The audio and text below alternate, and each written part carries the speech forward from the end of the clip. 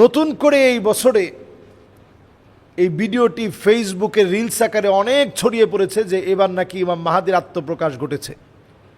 এটা নেহায়েত ডাহা একটা ভুল কথা, এবং যেই লোকটাকে ইমাম মাহাদি বলে দেখানো হচ্ছে, ইমাম মাহাদি আলাইহিস সালাতু ওয়াস সালামের সূরত তো এমন হবে না। ইমাম মাহাদির চেহারা হবে, কপালটা থাকবে বড় কপালওয়ালা, আজলাল জাবিহা, হাদিসের মধ্যে আসছে বড় কপালওয়ালা হবেন। নাকটা থাকবে খাড়া নাক, নাকটা খুব সুন্দর। আমরা অনেকের নাক দেখলে বলি মাশাআল্লাহ ওনার নাকটা খুব সুন্দর। তো এইরকম লম্বা নাকওয়ালা হবেন তিনি। আর একেবারে দবদবা সাদা না, যে লোকটাকে দেখানো হচ্ছে একবারে দবদবা সাদা, এরকম দবদবা সাদা ইমাম মাহাদি আলাইহিস সালাতু ওয়াস সালাম হবেন না। তিনি মাঝামাঝি কালারের হবেন, না সাদা না কালা, এটার মাঝামাঝি কালারের হবেন। খুব বেশি সাদাও না, আবার একেবারে কালোও না, দুইটার মাঝামাঝি হবেন তিনি। এবার আসেন পরের পয়েন্টে। ইমাম মাহাদি আলাইহিস সালাতু ওয়াস সালাম তিনি হবেন ওয়াহুয়া মিন নাসাবি, নবীজি সাল্লাল্লাহু আলাইহি সাল্লামের বংশ থেকে আসবেন। যেই লোককে দেখানো হয়েছে তিনি নবীজির বংশধর কেউ না। নবীজি সাল্লাল্লাহু আলাইহি সাল্লাম বলছেন আমার বংশ থেকে আসবে। আহলে সুন্নাহ ওয়াল জামাআতের মতামত হচ্ছে তিনি নবী সাল্লাল্লাহু আলাইহি ওয়াসাল্লামের বংশ থেকে হাসান রাদিয়াল্লাহু তাআলা আনহুর বংশ থেকে আসবেন। শিয়াদের মতামত হচ্ছে হোসেন রাদিয়াল্লাহু তাআলা আনহুর বংশ থেকে আসবেন। তো দুইটার যে কোনো জায়গা থেকে আসলেও তিনি কিন্তু আহলে বাইত নবী পরিবারের একজন হবেন। নবীজি সাল্লাল্লাহু আলাইহি সাল্লাম সেই কথা হাদিসের স্বীকৃতির মাধ্যমে আমাদেরকে জানিয়ে গেছেন। আর উনি নিজেও জানবেন না তিনি ইমাম মাহাদি।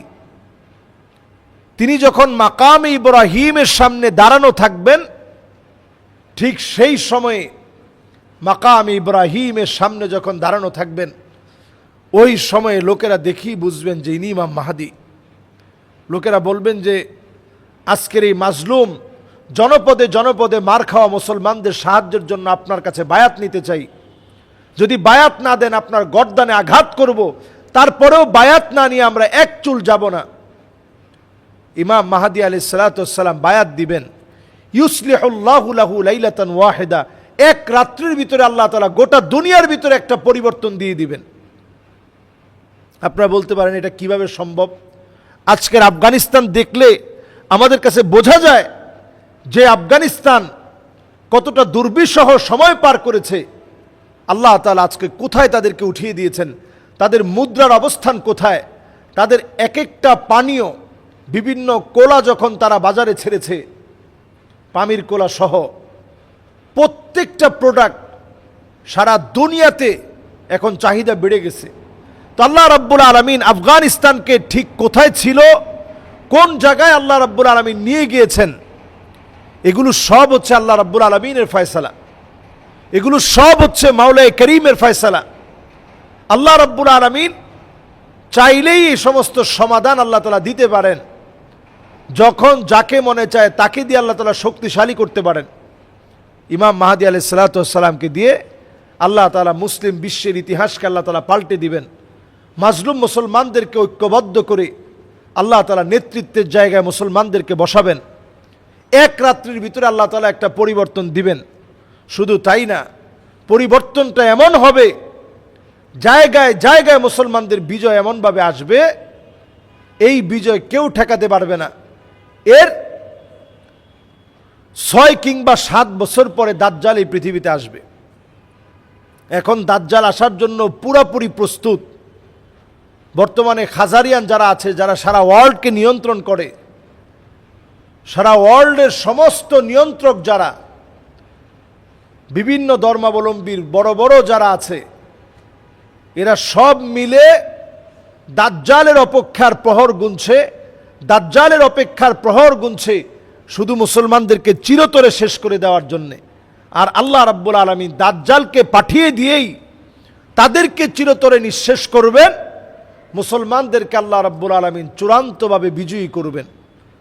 সুতরাং আল্লাহ রাব্বুল আলামিন আমাদেরকে সতর্কতার সাথে কথা বলার, আজগবি বিষয়ে বিশ্বাস না করে জেনে শুনে তথ্যভিত্তিক, অথেন্টিক, নির্ভরযোগ্য কথা বলার এবং ইমাম মাহাদি আলাইহিস সালাতু ওয়াস সালামের নামে বিভ্রান্তিকর বিভিন্ন কথা বলে কেউ মনে করতেছে পাকিস্তানের মোহাম্মদ বিন কাসেম তিনিই ইমাম মাহাদি, আবার কেউ কেউ মনে করতেছে আমাদের বাংলাদেশের নাটোরে আছেন,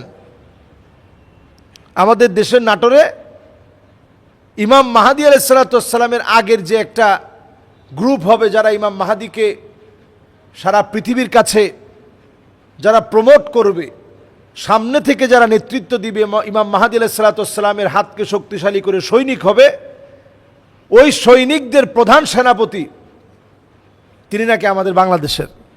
আবার বাংলাদেশের লোকও ইমাম মাহাদি নিজেকে দাবি করেছে যে সৌদি আরবের জেলে এখন আছে। তাহলে আপনি চিন্তা করেন, যুগে যুগে এরকম হটকারিতা হবে, এই সময়ে নিজেদের ঈমান বাঁচিয়ে রাখা এটাই সবচেয়ে বড় চ্যালেঞ্জিং। আর আমাদের কাজ হচ্ছে জমিনে দিন কায়েম করা। এই পথের সাথে আপনি লেগে থাকেন। আপনি যদি ইমাম মাহাদি আলাইহিস সালাতু ওয়াস সালামকে নাও পান, আল্লাহ রাব্বুল আলামিন বিজয়ী হলে যে পরিমাণ সওয়াব হতো সমপরিমাণ সওয়াব আমাদেরকে দান করবেন।